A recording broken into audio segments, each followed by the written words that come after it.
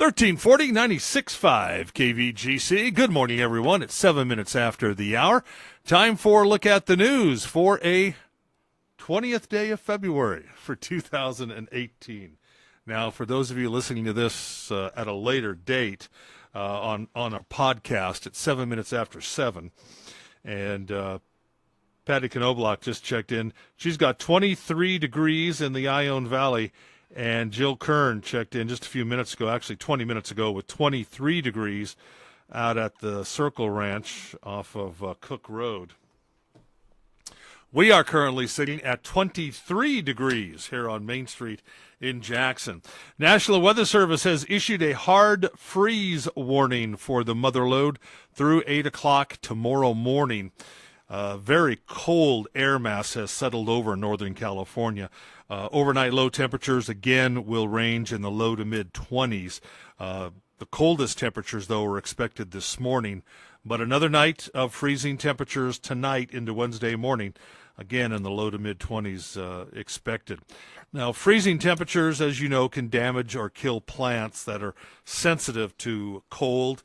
So consider also wrapping any external pipes which may be vulnerable to freezing. We were talking about pipe wrapping weather during the 5 o'clock hour, and pipe wrapping, that's not a new type of musical group or a new type of music. Pipe wrapping is actually where you take and wrap the pipes with. So I didn't want to confuse you, JD, on that, thinking it was some type of new musical group or anything like that. But I was a little lost. Were you all lost there? Anyway, also check on elderly friends, maybe some friends that may be infirmed. Make sure that they're okay in this cold weather. Also, make sure that your animals, your outside animals, have some warm shelter. So again, we're under a hard freeze warning through tomorrow morning.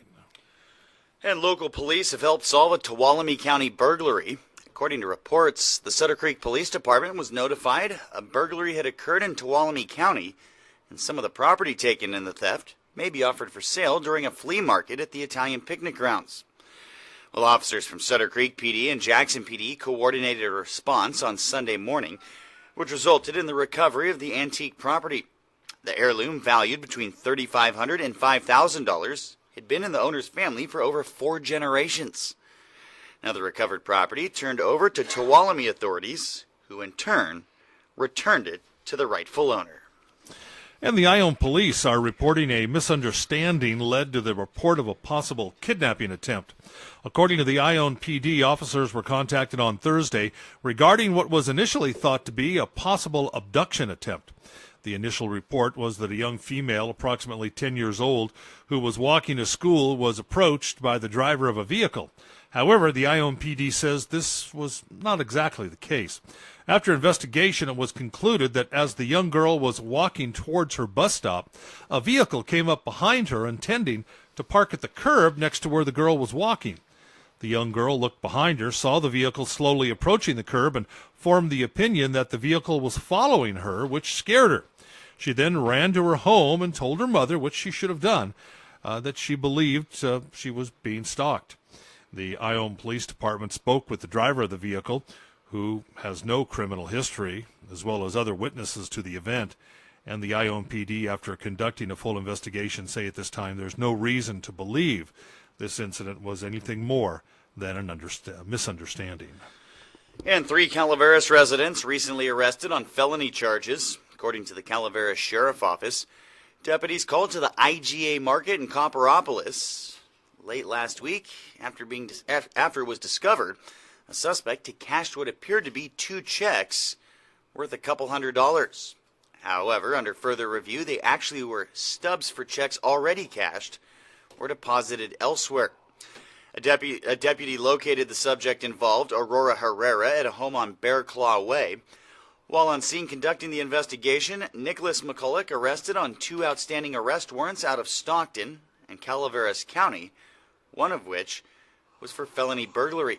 Now, Herrera herself was arrested on a misdemeanor charge of cashing fraudulent checks, as well as a felony of being an accessory after it was determined she lied to the deputy and was attempting to conceal the fact McCulloch was at the residence. Now, while talking with the other 2 suspects, the deputy contacted another resident of the house, Tracy McCulloch, who reportedly slammed a door on a deputy and started hitting one of the deputies several times while being taken into custody. She now faces a felony charge of battery on a peace officer. Well, with this incredible weather, a lot of folks have been asking about the opening of Daffodil Hill.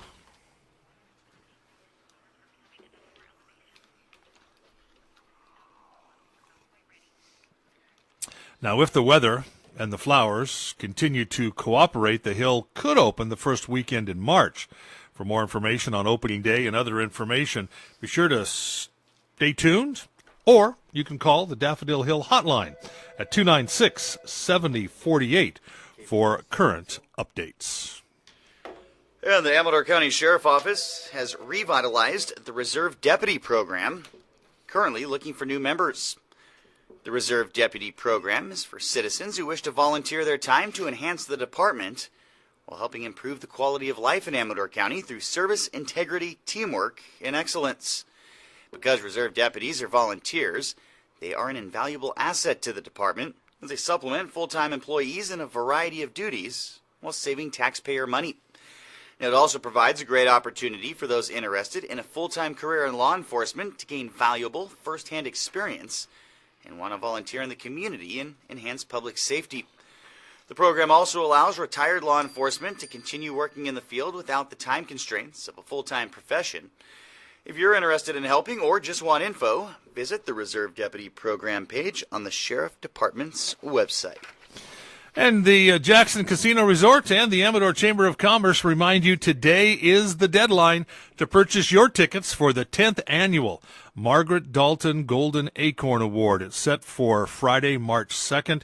This year, the 2018 Golden Acorn recipients, Patty Knobloch and Carl Knobloch. Also, during the evening, the charitable works of the late Dennis Dalton will be celebrated. Dinner will be held at the Jackson Rancheria Casino Resort Grand Oak Ballroom. Doors open up at 6, dinner at 7, awards to follow. Tickets, $50 per person. If you want to buy a table, there's still a few tables available at $500 for a table of 10. The deadline to RSVP, again, is today. Contact the Chamber office later at 223-0350. You can just walk in, or you can even purchase your tickets online by going to amadorchamber.com. And I can't think of two more well-deserving people than Carl and Patty Knobloch to win this award. And also Dennis Dalton, remembering him for his tireless compassion to help others. So, again, that's coming up on Friday night, March 2nd. Get your tickets today. And that's a look at local news on a Gold Country Tuesday morning. From the KVGC News Center, I'm JD. Who are you? J.D. Geedy. And I'm Jim Geedy reporting.